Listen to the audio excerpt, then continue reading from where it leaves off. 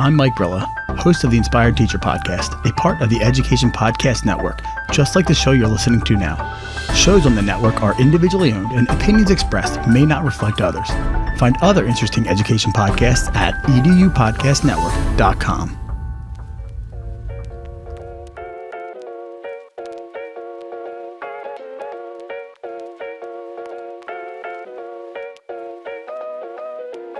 In a world where two friends start a podcast. Bum, bum, bum. Was that Will our and trailer? Josh. Yep. Oh. Sorry, nope, continue. I don't want to interrupt. I'm sorry, that was rude. That's all I had. I just stood in the middle of the movie, you know? Sir, sit down. Sit down. Gosh, those people. Throw your popcorn at this guy. Yeah. Hey, we're going to a movie tonight, so it feels We right. are. You know? We are. But who knows? Somebody might stand up. Don't worry, folks. This is the High Tech Podcast, though, not the movies. Although High Tech Podcast the movies, just a future idea. We'll just like record. So is that like what's that science TV theater show thing? Mystery Science Theater? Is it like Mystery Science Theater style? That you couldn't think of the name offends me at a certain level. I'm gonna be honest. Well, you know, it's just not my top thing, you know. Gosh, if you High Tech Podcast, we're here. Yeah, my name's Josh. If you don't know the podcast, yeah, if this is your first episode that you're listening to, surprise, this is what happens. Sorry. I'm gonna be honest. The first 78 attempts, pretty similar to what you just experienced right now. So it's true. That's true. Although we've never done movie trailers before. That's right. That's kind of why I was like, ooh, let me try something. This episode is the first in a series of episodes we're calling The Roastery. I should have made some coffee. Like a cool sound effect. Yeah. Oh yeah, there we go. We're just making sure everybody's up to speed I need a button with like hold on, do it again. Okay. This episode is called The Roastery. Beep. I don't know what that was. I realized I was going to try to make. Well, I needed to express the button press. Right. And then also the fact that I like in my head was like, okay, I'm going to do like the sound of drip, coffee, like a drip sound, and then I was like, I don't know if I can do a drip sound. Like this is all running through my head as you're doing it again. Yeah, see, that would have been better. Instead of what sounded like a nice, like a mouse on crack. Yeah, I think I need to call the exterminator actually after Josh's sound effect. This episode is off script. We are dropping the script. I mean, maybe there'll be a little bit of script, but like there's no script. In fact, those who've listened before are like, wait, there were scripts? Well, yeah. If you didn't know. Sometimes. A little bit. Not detailed ones. Will's even concerned that there might not need to be some bleeping this episode. Like we're just gonna have a good time. The Roastery as a series is intended for Will and Josh to kind of just let a little angst out. You know, we're really positive on the podcast, and I feel for the most part. I mean, we stealth jab occasionally, and we've had. Like it's in some it's not stealthy, although sometimes we have to edit it out for sponsor reasons. Not that we have sponsors, but other people we talk to do. For other people's sponsors. Like, could you take that out? Sure, gotcha. Yeah, could you remove that? And we've done one episode where we've been fairly negative towards one thing. That will 1.5.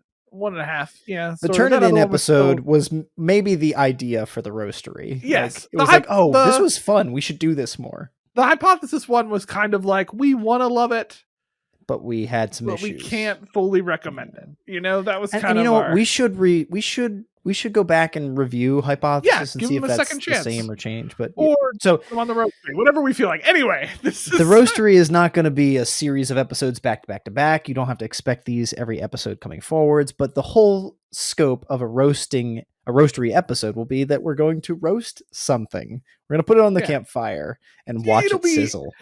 Ed tech-ish based, but also could be like a concept that we want to roast, or not a person. You know, we won't do people. No ad hominem around here. No, this is not politics. Yeah, no, exactly. That's for a different podcast. Anyway, yeah, the roastery. But before we do, Will, what if somebody wants to talk to us on the interwebs? Well, I don't know. There's no script, so why would I want to know? Well, there's if they want to talk to us. The part that says segment notes, which is nothing. The segment notes is nothing. Yeah. Well, there's also an opening notes. Find us on Twitter. Send us an email at inbox. Our website's hightechpod.us. There we go. 2 things. Well, there we go. Nailed it. See, solid. Great.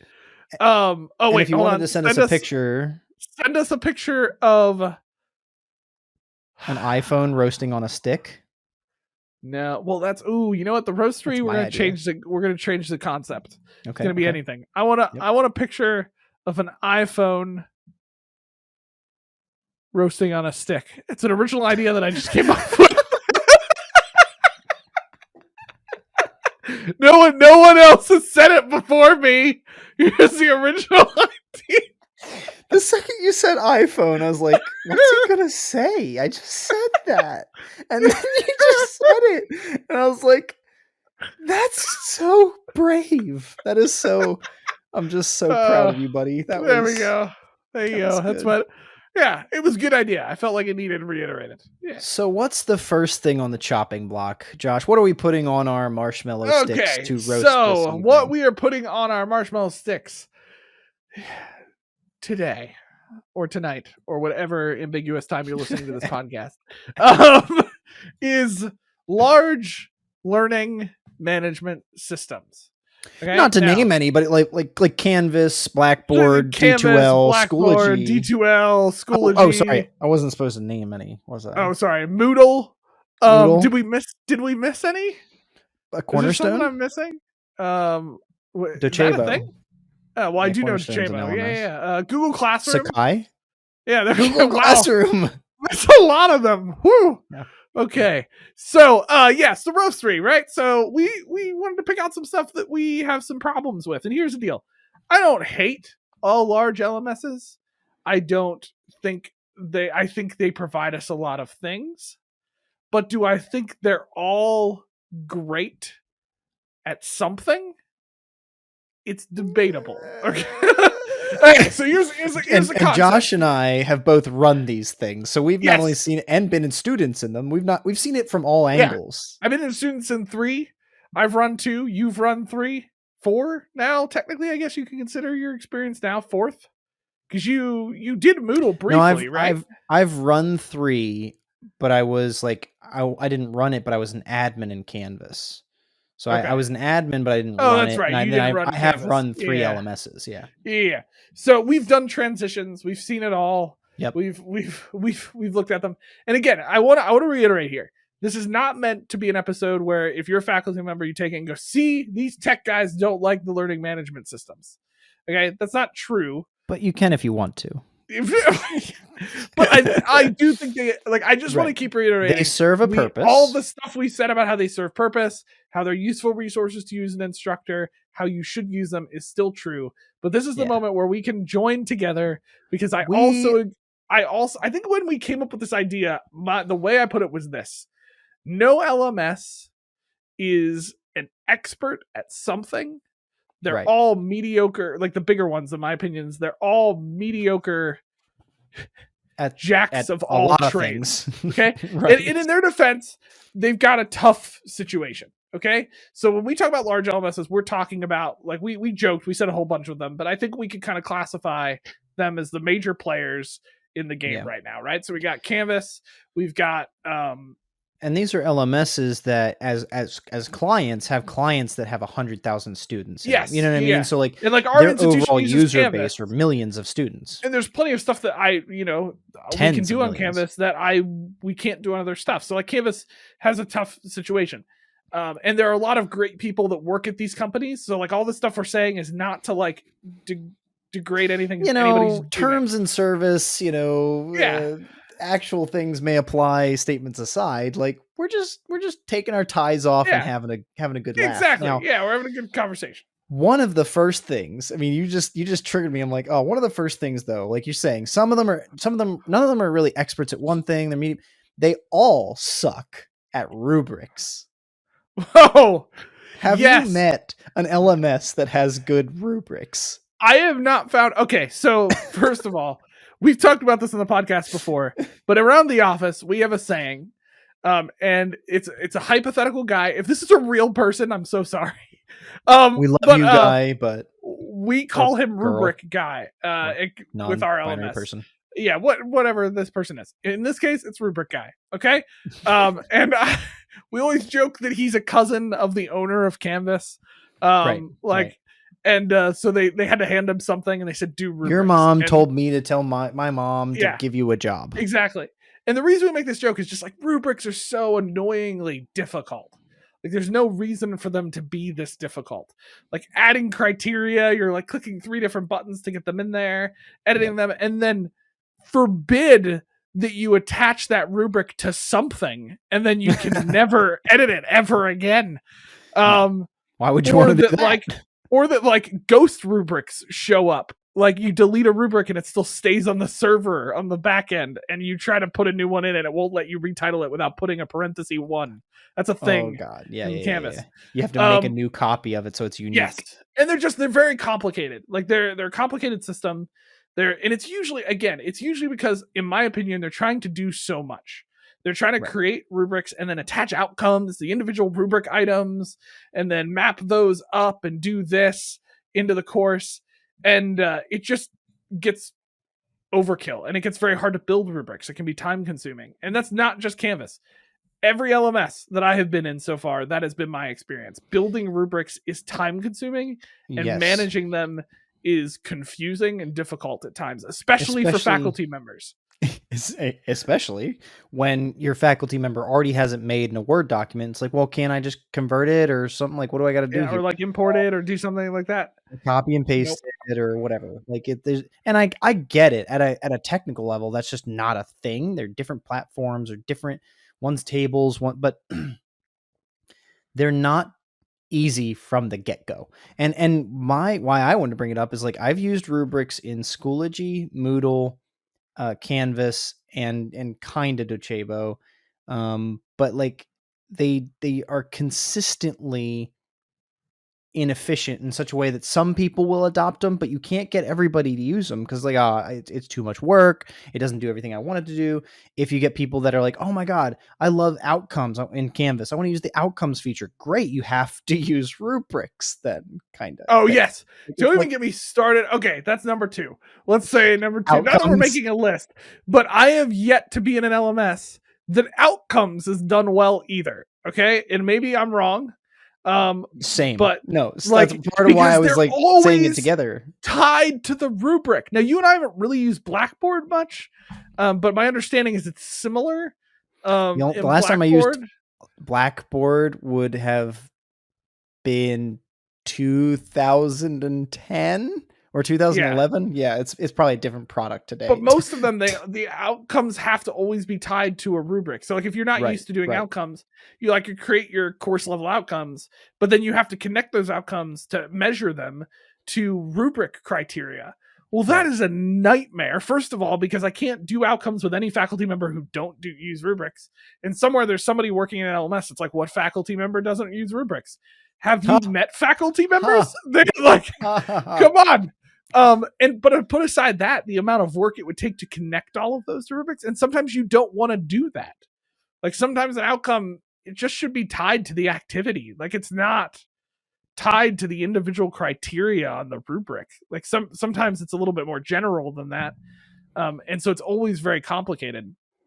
And that's why we have entire third-party tools created to do outcome management in these LMSs, because Task Stream and things like that. The basic tools they use are not well done.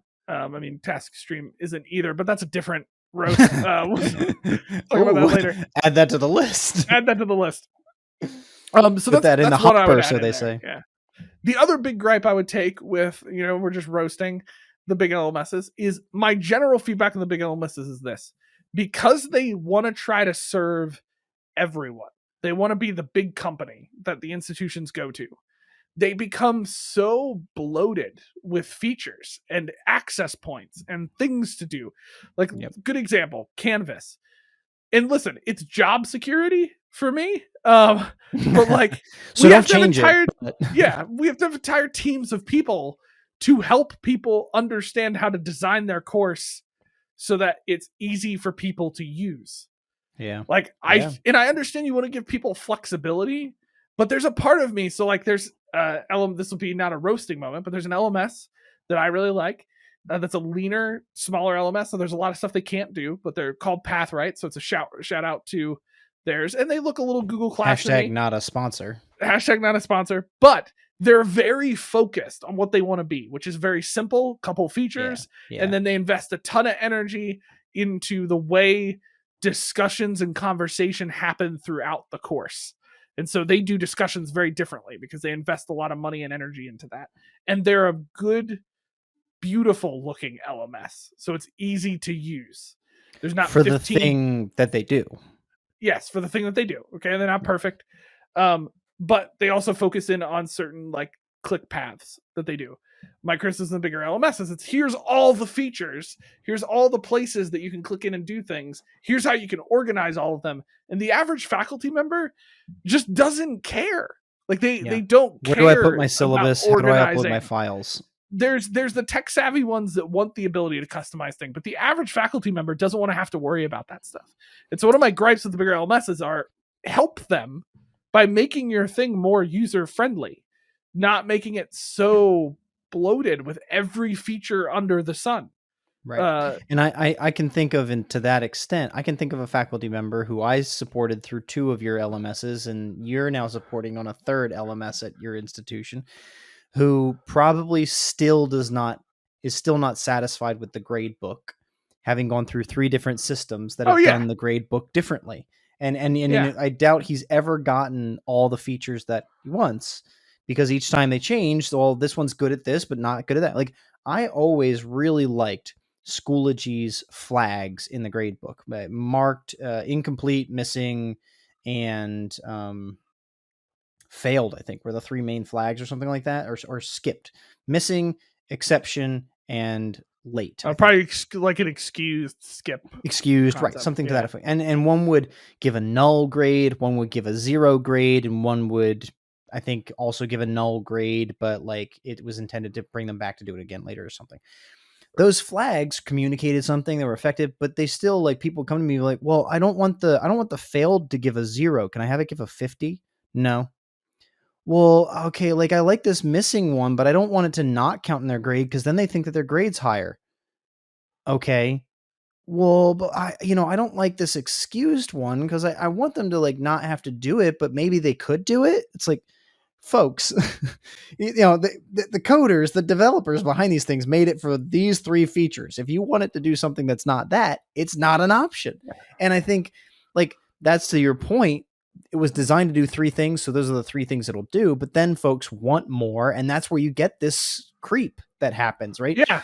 Somebody puts in a feature request and a feature request and a feature request and pays money, and suddenly we've got a 4th option, or those 3 options get more features added to them. It's like, it gets crazy. That's how you get a whole bunch of things, right? You get assignments who do a billion different things, but then all of a sudden the faculty member needs to figure out the billion different settings that they can do. If you click this combined with this becomes this type of thing. And like, that makes me think of like availability and visibility settings. It's like, well, if I make it available, but it's not visible, so I want it to be available at this date, but the students want to be able to click into it before then. They just don't want them to complete it until that date. If I publish it here, but not here, right, then it won't show up, right? Like, so like that's a perfect example too. It's like the organizational system, it's just, they get overly, I think if I could crystallize my roast of large LMSs, it's that there's just too much.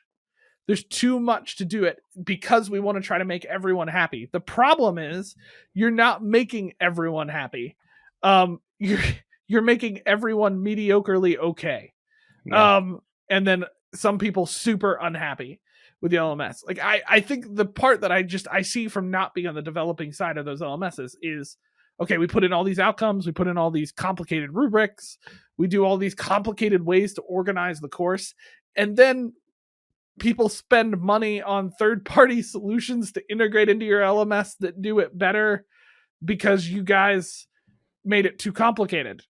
So like And now my company, my institution's paying for this third party to integrate into your thing on top of my 6-figure, contract. Like what? And that's why I'd love to see the newer philosophy become more of like a focused mission LMS where it's like, this is what we want to be. This is what we're going to be really good at, but we're going to make sure we build in integrations so that other companies who want to be good at the other things we don't do can integrate into our software.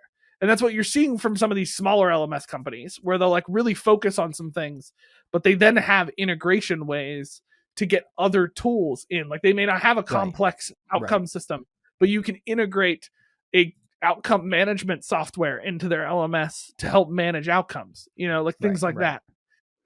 Without sacrificing the user experience of the student and the instructor at the same time. They're not against collaborating in that sense. You know what I mean? Like they know that they're going to have other products, APIs, LTIs built into the system to make it more effective. Yeah. So I'd rather know what I can and can't do and then find solutions for the things I can't do, not have sort of half-worked solutions in the larger tool that we either have to create entire pages of resources to help explain how to click into. You build a knowledge base just to help people, get week 1 of their course set up. I really would love to see the opportunity for these things to even make it easier with all these settings. If they're going to do it, they're going to do it. They're already doing it. For you and I to have a better like nuclear control of what gets delivered. I think Canvas was actually pretty good about that with like turning things off behind feature flags. And they're getting farther on that. Yeah. I liked Schoology's, like the roles and permissions system in Schoology. It itself was pretty dense. It was hard to do, but it was very granular. I could turn off groups for teachers or for students. Like it was very granular in that sense. Buddy, you don't even know what granular is. If I wanted to strip settings, I could strip settings. But what that does for Josh and I is we can act then as Santa and not the Grinch. One of the biggest issues with these darn things and all these darned tools, I'm trying not to need to bleep myself, is they just release it all by default. Everybody's always got access to all this stuff, and you suddenly have questions coming out of left field like, hey, Josh, I'd really like to use, templated courses in my program over here. Like, how could I do that? Well, see, I'm busy launching 300 courses over here, so go sit down. You're take a ticket. You're number 7,000 in line. I'll get to you when I can. And some of them are trying to make strides in those areas. Like in their defense, like here, we're roasting, a good thing. But I'll throw out like Canvas implemented a template feature where like I can set at an account level every course that gets brought into Canvas imports this template to start. Right. So like it could help do that. Here's the problem though. It was too late. Like people already have a lot of their courses set up. So like if I implement it now, it's actually going to make it more complicated. And that's where I wish it would let us play Santa, like hide all the features. Let us release features when we're ready or when people need them or stuff. And some of these things do happen over time where you've been at Canvas, right, for 3 or something, 4 years. 4 years. If they released a new feature, then you've been using it for 4 years, so you can't do anything about that. But I just like the philosophy as an administrator of being able to selectively release content as opposed to people being aware of it or using things that they don't need, like even in courses, if we could get them. And I think this was a thing, if I remember with Canvas, like you could turn off at the course level, whether people can get to the left menu bar, assignments, files, discussions, quizzes separately, right? You could turn that off and force them to go through modules. Isn't that the case? Yeah, you can. But my biggest gripe is that as a faculty member, they have we either have to show them how to do that or they do that, or you set a template to do that. Right. But then so all of this to be, that's great. But what ends up happening is the average instructor just leaves all of them on. Right. Because they don't really understand. And then you've got too many access points. Like to a credit to Schoology, they're so larger, but at least they chose, this is gonna be how people access things. There's a folder system. Right. Yeah. And they had some differences in some areas, but my issue there with Canvas would be we have all of these options. I understand why we may have created assignments or assignments, assignments, discussions, and these modules, and you can choose what you want to do and all that stuff. That's great. But I guess I'm maybe pushing for an LMS. It's like, hey, you know what? We know the best way to access content is maybe an organized outline format system. Why don't we just make that the thing that people do to access them? Right. Why do we have an entire separate assignments area and discussions area? What a novelty. What is that really serving at the end of the day? And so like that's where I see some of the more smaller focused companies being like, you know what? No. Here's the one place you click, because our developers don't have time to create 15 different places for you. But also because there's like a focused mentality of this is what we're going to be. We actually that's gave one of that one to Rubric gripes. Guy, and sorry, that's why. Yeah, that's what. Yeah, but yeah, I don't know. This is a roastery. We don't necessarily have a fantastic point for you. We just want to vent. It's just it's just things that we all deal with. Now, here's one that none of us can avoid, and unfortunately is like the goal of all these large LMSs. Getting sold to venture capitalists. I'm not going to go into VC as like the biggest issue itself, but like I was really into and supportive of an LMS's community and experience until they sold it to a bigger company, and you lost the entire experience of the startup folks trying to solve something in education, right? It became a corporate entity that needed to turn out money. Yeah. And Canvas had a big purchase. Problems before they got sold to that company. That's also true. I think it was all happening at the same time, but I hear you. Like that's one of these things here. Like I love that a lot of these tools, and actually I remember even looking at a tool, not an LMS, but a tool with your team before I left, that would actually be an integrated design platform. It was a platform being built to design courses. Yeah. I heard that. Right? Yeah. And it was a passion project of somebody like out of a couple different schools working together trying to solve this issue. Awesome. That's going to be so great for the first 5 years, and then they're going to sell it and it's going to suck. Like, this is the thing. Have a lot of money now. Oh yeah. I'm so happy for them. Happy for them. Yeah. No, I don't know. It's the more and more I've dug into like project management and development ideas and things like that. There's a company that we follow quite often called Basecamp, and we use their software for project management. And there's something, we always joke that like there's something about their philosophy as a company that gets me somewhere, like right deep down. Like it annoys me, but it's also I respect it. At times it's like they're all about their concept really is that like they believe that they should be solving problems for their users. They don't always believe their users know what they actually want. And so because of that, they're going to know who they want to be. They're going to release the features that they think are most important. They're going to listen to feedback, but they're not just going to release everything. And a good example they give is like everybody was clamoring for this type of calendar thing in the software that they wanted. And so they looked at it though, and they were like, is the real problem that they need a full complex calendar? And they're like, well, no, they just need to kind of be able to see all their events for a single day at the right time. Like, and so they designed this very like simple version of the calendar that could do that. And instead of this complex calendar with all these different systems and interconnections, and it worked. It ended up solving the problem that people wanted, and it was a lot cheaper, more focused. And don't get me wrong, there's features I sometimes wish this tool had. I still have a like timeline bar in their tool that I can't scroll sideways in. And if Basecamp's listening, for goodness sakes, just add a freaking scroll bar. I don't think it's that hard. Please and thank you. But there is something about where they're so laser focused that their tool's missing some features, but their concept is, you know what, you'll figure out how to do it without it, or you'll go somewhere else and get that tool. We're going to be who we're going to be. And I think I would just like to see LMSs do a little bit more of that, of like, this is who we're going to be. We're going to invest a lot of energy in the base features that we have to make them really, really good before we start adding on everything in their mom onto our software and coming out with, I don't know, what Blackboard's on version 2 alpha awesome of what they're on because their version 1 looks like crap. So like that's my thoughts. Anyway, that's enough roasting. That's a large LMSs. we've roasted the beans for this episode, so I think it's time to stick them in the grind-o-matic. Yeah, and let's turn them into some coffee. As one does.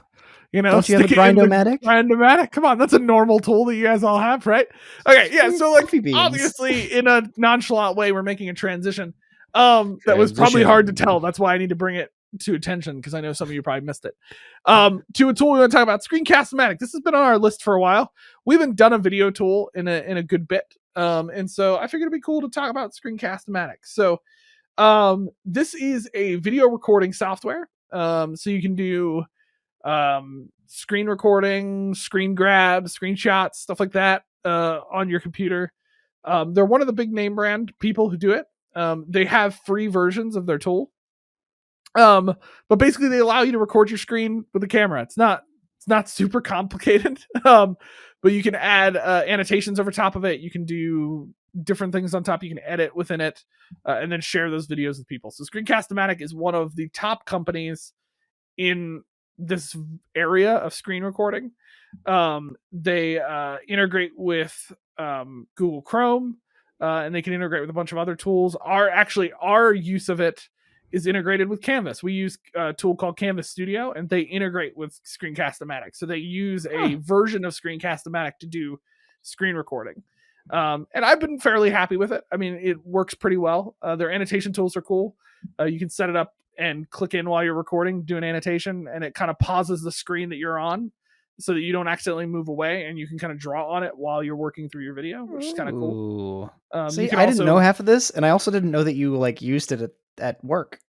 Yeah. Oh yeah, we have it. Ours is like a version that's in Canvas. So it's not the full Screencast-o-matic tool. But it's the same editing tools and things like that. So it's pretty cool. The other thing I really like about Screencast-o-matic is it's really easy. So they give you kind of like this little toolbar at the bottom where you can choose whether you want to record your screen, webcam, or both. And but what I really like doing, and Justin actually, who we had on the podcast, he does this a lot too. I just used it to do this the other day for the course I'm teaching. I like to do I do webcam to start and hit record, and it will show just my webcam. You can kind of see the screen in the back, but it's the webcam, and I can talk, and I usually do an intro into the video explaining what we're going to do. And then simultaneously while I'm recording, there's a little button at the bottom that I can click that'll switch me back over to screen and webcam. And so what the students see is kind of this seamless transition of me talking and then my face animated and going down to the bottom of the screen while I'm talking and transitioning directly to what my content is. It's a super minor thing, but it just makes the video feel nicer. And so that's something I've really liked about Screencast-o-matic. They give you a lot of flexibility in their tool, which is what I've really dug about it. And they do have a really cool feature where you can record and then you can play back on your screen. Everybody has this, but the way they do it is it's kind of still in the recorder. I'm in the recorder, I'm recording, I pause, I can immediately hit play. It'll play me back what I'm at, and I can pause it in an exact second and go re-record from here. And it'll re-record and truncate all at the same time. I want this. What I'm working on. Yeah, it's pretty cool. It's a cool tool. Now, I will say this. For faculty, I'm back and forth on Screencast-o-matic. It is a little more complicated to do those things that I said, but I will say this. It's not as complicated as some other tools. It's not another tool we could probably talk about on here that we've not done yet, surprisingly, and we should, is Camtasia. So add that to the list, because I don't think we've talked about Camtasia yet. It's true. But I record through that tool, and that tool's a lot more. There's a lot more to it. So that's the thing about Screencast-o-matic. It's kind of like a middle ground between Camtasia and Loom. I think we've talked about Loom before, and Loom's a lot simpler. Screencast-o-matic has a little bit more to it, but it's not as complicated as the bigger editing tools. So it's kind of like a middle ground tool. But I found that sometimes it can be hard to get faculty to kind of get it when you're first explaining it.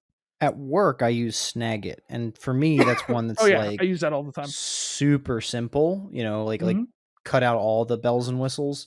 But the idea here with Screencast-o-matic, I think even Glenn, who we've had on the podcast before, Glenn Irvin, uses or used to use Screencast-o-matic and would recommend it because at a free level, it does do those just simple enough kind of things. You know what I mean?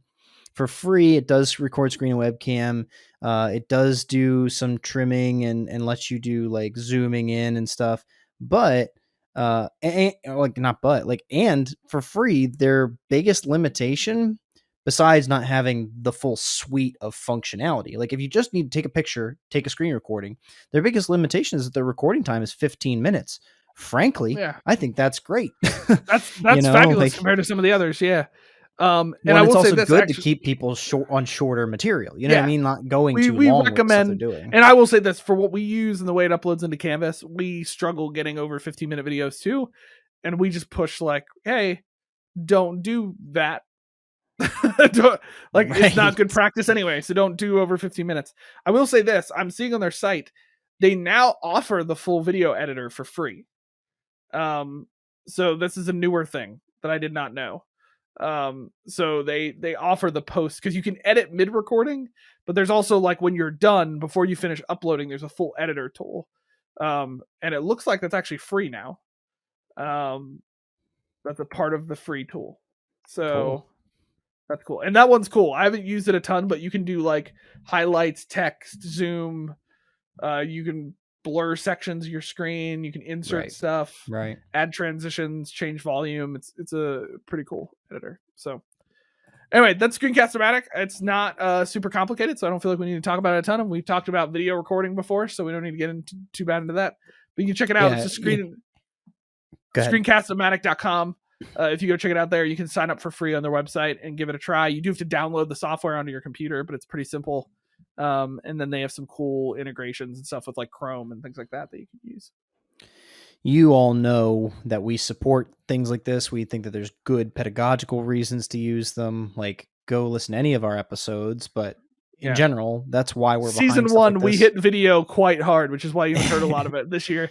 Maybe because we were in the middle of something. What was that called again? I don't know. It was 2020. No, 2021. Yeah, I don't know. It's who knows? It's hard to remember. Pandemic. Got it. Yeah. Panda-emic. Got it. That's okay. Panda. I would love a panda-emic. I love pandas. It was just raining pandas for 2020. Oh gosh. Which actually would not be great. They're kind of big bears. I feel like that would be very damaging to a household. Anyway. Can you imagine calling the insurance adjuster? So what's the problem? Did you have a hurricane? No. Pandas landed on my house. Came through my roof. I hope that's okay. Or like you're buying a car and you're like, do you cover pandas? Is that in the Carfax? I'd like to know if pandas are in the Carfax. Pandas are covered. Anyway. Yes. So very cool tool. Go check it out. Next episode, we are going to talk about episode 80. We're not going to talk about the number 80. That would be incredibly boring. No, we are going to talk about the topic tutoring. It's a very general topic, but we're excited to do it. It's been on our topic list for a little while. We just talk about what tutoring looks like, how you can do it well. We might get into some technology that can help you with tutoring, things like that. And then we're going to check out a really cool tool called Readwise that I have yet to actually use. But I am super excited about using it. I haven't had time to integrate it yet, but a coworker of mine has been using it and has super positive feedback about it, has shown me a lot of how to use it. And I think it'll be a really cool tool, especially if you use another tool that we talk about all the time, #Notion. So check out Readwise. We will be talking about that next week on episode 80. Again, reminder, check us out on Twitter at High Tech Podcast. You can shoot us an email, inbox at hightechpod.us. You can also find us. You can find our website, hightechpod.us. We have great resources there. You can check that out on our website as well. We want to thank you again for another week as we continue to learn what it looks like to harness that technology, even if it's not perfect, even if it's bloated, and even if stupid rubric guy keeps getting involved in the classroom, whether online or in person. See ya. See ya.